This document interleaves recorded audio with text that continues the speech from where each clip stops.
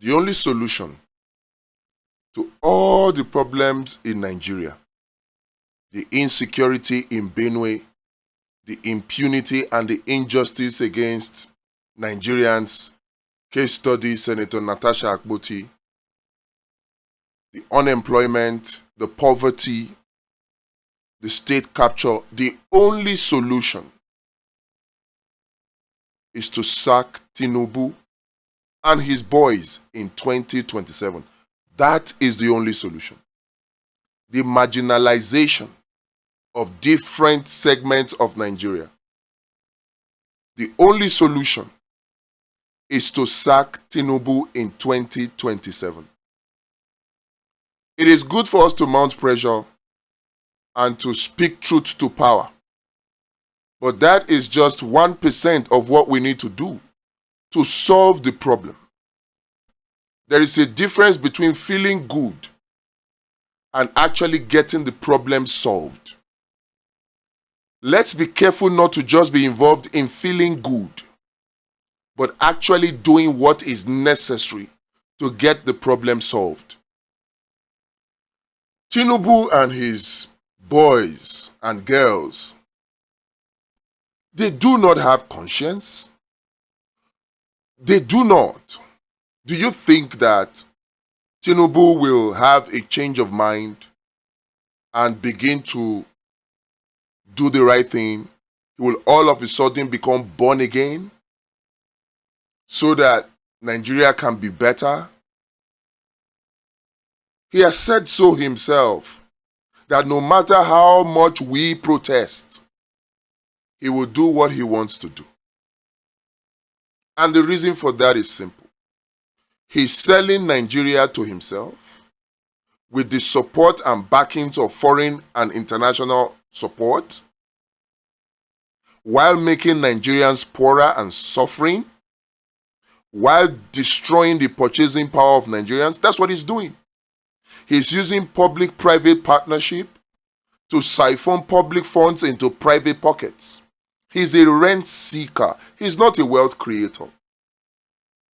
And so long as he has the backings of international forces, will he care that we are talking? Every opportunity that he gets, he makes jokes and he jests about us. And I encourage people to speak up. And I encourage people to speak truth to power. But here is the reality that we must all face as Nigerians. Tinubu does not care about our talk.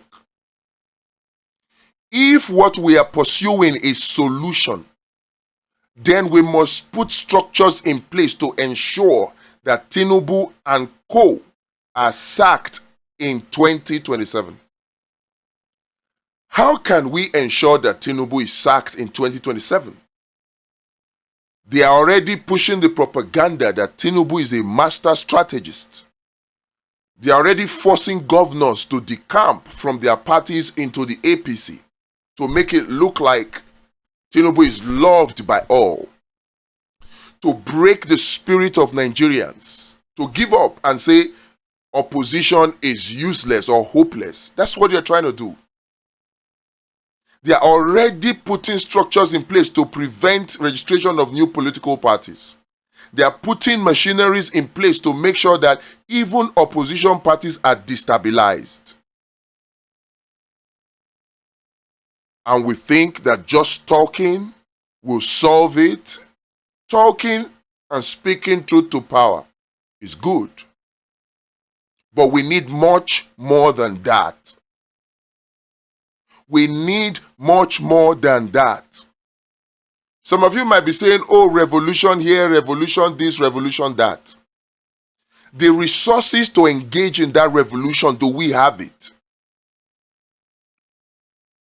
Do we have the resources to engage in that violent revolution? The cost of that violent revolution in terms of loss of lives and destruction of properties, are we ready to bear it? Can we pay it? Is there a better alternative than a violent revolution? Is it possible for us to use our brains, to use our heads, to think out of the box and come up with solutions that can sack Tinubu in 2027? The answer is yes. The only power that Tinubu has is to rig the elections. And that is not a strength, like many of you are trying to paint it. That is not a strength. There is no developed country in the world where their presidents or political leaders have rigging in their arsenal as the tool with which they win elections. In fact, which developed countries in the world have you seen? Maybe I have not seen them. Which developed country in the world have you seen that their leaders are strong election riggers? Which one? No country can develop when their leaders are election riggers. So to say, oh, Tinubu is a master strategist, when his strength apparently lies in election rigging, it's not a compliment. It's an admission of criminality. It is an admission of shame. So if Tinubu is really a master strategist, he should expose himself to free and fair elections. Let us test that his master strategy. We need to do much more than talk. Is it possible to sack Tinubu in 2027? The answer is yes. But can we do it without free and fair elections? The answer is no. The only way Tinubu continues in office beyond 2027, the only way, whether there is a coalition or whether there is no coalition, the only way is for the 2027 elections to be rigged. And the signs are there. So, if we are to sack Tinubu in 2027, it means that our only path to achieving that objective is to make sure the election of 2027 is free and fair. Right now, what would you say is our path to a free and fair elections in Nigeria today? Electoral reforms. That's the only thing that we can point to. Even that electoral reforms. How many religious leaders, entertainment leaders, you call them celebrities, how many traditional rulers, how many business leaders, the likes of Dangote, them Otedola, how many of them are throwing their weight behind electoral reforms? How many of them are talking about it? The other day we saw a video of Randy Peters visiting Pastor Adeboye. At the end of that video, which I took my time to watch, Pastor Adeboye did not even say, we are calling on Tinubu to give us electoral reform. Instead, he was advising the youths, the Randy Peters of this world, to be peaceful. Even the electoral reforms, that is our half chance to getting free and fair elections. The people that matter, quote and unquote, because at the end of the day, even all Nigerian lives matter. But let's say the big names across different sectors, political leaders, traditional leaders, religious leaders, entertainment leaders, business leaders, media leaders, educational leaders. How many of them are talking about it? Now let's even forget the fact that they are not talking about it. The key players. The people have the power to push electoral reforms and get it passed if they mount enough pressure. We, the people of Nigeria, the citizens of Nigeria, if we come out in our millions, imagine 30 million Nigerians putting our weight behind the electoral reforms, the National Assembly will have no choice but to pass it. And the president will have no choice but to assent to it, so that we can have mandatory real-time election result transmission, collation, and display electronically. Mandatory, such that the manual collation will just be for backup, for administrative purposes. We can have that. We can have that electoral reforms. But here is the kicker. If by some miracle we are able to get a Tinubu to convince his boys and Akpabio and co to pass that electoral amendment bill, what is the guarantee that INEC will not come up with a glitch? That is where Plan B has to kick in. It has to be activated. So the only path is free and fair elections. The only path. And the only way to get free and fair elections is electoral reforms, right? Not really. Electoral reform is just Plan A. After we get electoral reforms, as hard as that may seem, we must also activate a backup plan that includes several components. We must activate political party reforms.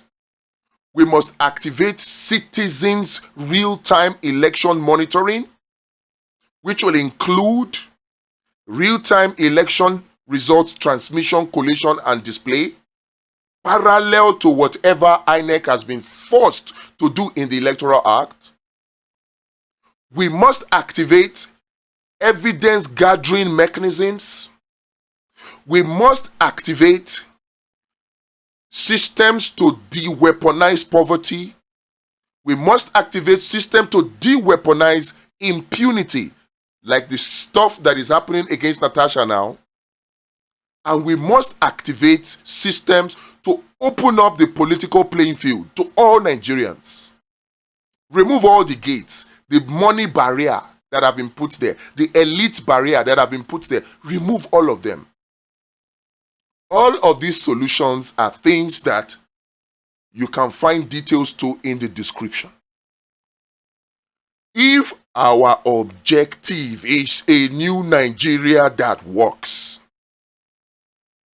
talking is only 1% of what we need to do. We need structures in place now. Not tomorrow, not 6 months. Structures in place today, right now. For citizens to have their own election monitoring system, real time. A system that is even faster than that of INEC. We need 600,000 polling unit marshals. That's 3 polling unit marshals per polling unit. These will be responsible for entering the results in triplicates into the election monitoring application, Vote Vision. In triplicates. And the beautiful thing is that no polling unit marshal will know who the next polling unit marshal is for that polling unit. So each polling unit marshal will be a check and a balance to the other 2 polling unit marshal in a particular polling unit. Can we do 600,000 polling unit marshal volunteers? I think we can. It is a starting point to guarantee that the election of 2027 cannot be rigged. And guess what? If we can ensure that the election cannot be rigged, if we can ensure that the elections will be free and fair, guess who wins? The people and the people's candidates. The only chance that a Peter Obi has to not be rigged out in 2027, I am confident that he will win in a free and fair election. The only chance he has to sit on that seat in Aso Rock on May 29, 2027 is to ensure that the elections are free and fair. That is the only chance. Anything short of that, we are wasting time and we are falling into Tinubu's trap of distractions in the whole loss for war. So check the link in the description and volunteer now. We have the applications ready. We are igniting it July 1 by the special grace of God. This Nigeria, we will not sit idly by and allow the likes of Tinubu and company to destroy our children's future just for the sake of their pockets and the interests of those that are their backers. We will not. We will give it a try. No matter how impossible it will seem, we will give it a try. What are you going to do?